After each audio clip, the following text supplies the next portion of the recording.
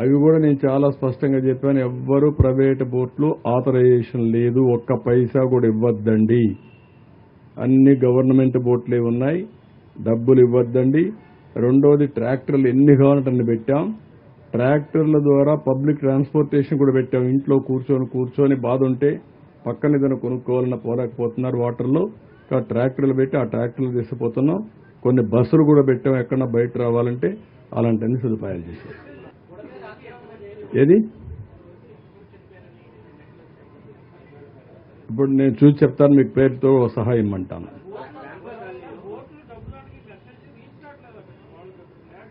నేను చాలా స్పష్టంగా చెప్తున్నా, ఎవరైనా సరే బోట్లో డబ్బులు వసూలు చేస్తే మాత్రం, ఒకవేళ ప్రైవేట్ వాళ్ళు ఉంటే మీకు కూడా మేమే డబ్బులు ఇస్తాం, డబ్బులు వసూలు చేయొద్దండి. వసూలు చేస్తే మాత్రం నేను మీద కేసు పెట్టిస్తా, జైల్లో పెట్టిస్తా. నేను చాలా స్పష్టంగా చెప్తున్నా.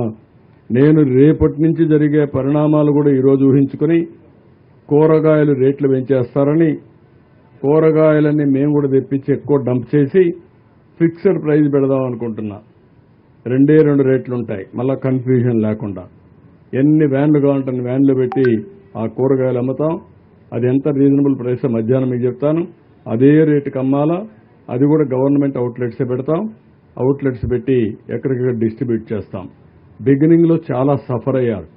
సఫర్ అయిన వాళ్ళకి ఇంకా ఇబ్బందులు పెట్టడం కరెక్ట్ కాదు. ఎవ్వరు ₹1 వసూలు చేసినా మానవత్వం లేకుండా చేస్తే చాలా సీరియస్గా ఉంటుంది. మళ్ళా డోంట్ మిస్టేక్ మీ, నేను అరెస్ట్ చేయించిన ఆశ్చర్యం లేదు, దొరికితే మాత్రం అరెస్ట్ అయ్యి. కూరగాయలు కూడా చాలా స్పష్టంగా చెప్తున్నా, అప్పీల్ చేస్తున్నా. నేను అందుకనే బయట ఉండే హార్టికల్చర్ డిపార్ట్మెంట్ చెప్పా, బయట కూరగాయలను తెమ్మని చెప్పాను, డంప్ చేస్తాను. ఇదే మరి నాకు విశాఖపట్నంలో 2వ రోజు 3వ రోజు కూరగాయల రేట్లు పెంచేశారు. మన బాధ మంది, వాళ్ళ అవకాశం వాళ్ళది. ఇది మంచిది కాదు. నిత్యావసర వస్తువుల సరుకులన్నీ కూడా ధరలు పెంచడానికి వీలు లేదు.